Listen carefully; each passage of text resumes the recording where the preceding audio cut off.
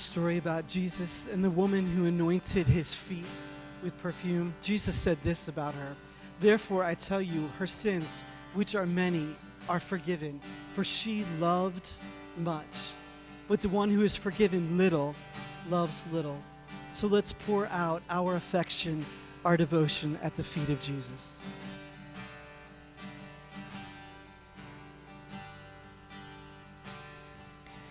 Our affection, our devotion, poured out on the feet of Jesus.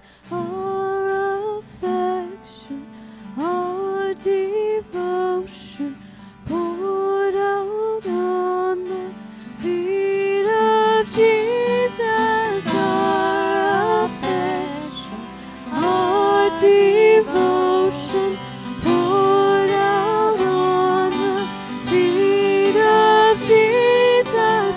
Our affection, our devotion, poured out on the feet of Jesus. We love you. Oh, how we love you. You are the one our hearts adore. Jesus, we love you. Oh, how we love you. You are the one our hearts adore. Jesus, we love you. Oh, how we love you. You are the one our hearts adore. And we do love you, Lord. And we join with the writer of Psalm 116 to pray these words: "I love God because God listened to me. Listen to me as I begged for mercy. Death stared me in the face. Hell was hard on my heels. Up against it, I didn't know which way to turn. But then I called out to God for help. Please, God, I cried out, save my life." God is gracious. God is the one who makes things right. Our most compassionate God. God takes the side of the helpless. And when I was at the end of my rope, God saved me. And I said to myself, relax and rest. God has showered you with blessings. Soul, you've been rescued from death. Eyes, you've been rescued from tears. And feet, you have been kept from stumbling. So what can I give back to God for the blessings God has poured out on me?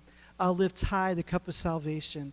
I'll pray in the name of God. I'll complete what I promised God I'd do, and I'll do it together with all of God's people. I'm ready to offer the Thanksgiving sacrifice and pray in the name of God. We're so glad, God, that you helped the author of that psalmist write what some of us are feeling here thousands of years later in the midst of the crisis that we find ourselves. And so we pray that this situation would help us look to you, and that the quarantine wouldn't keep us separated from you, but remind us of our fragility. God, we are the creation, not the creator. And may our situation remind us of our equality, that we all come before you, and then you send the rain on the righteous and the unrighteous.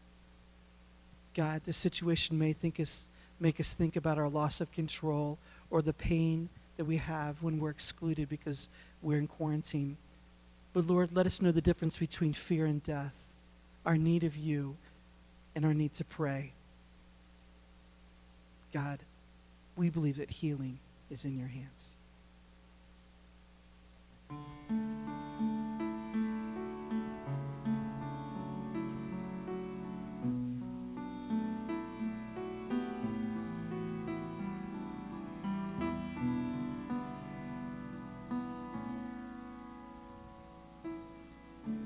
No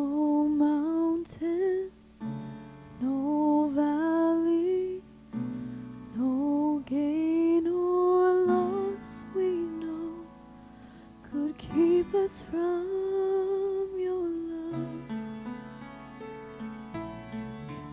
No sickness, no secret, no chain is strong enough to keep us from your love,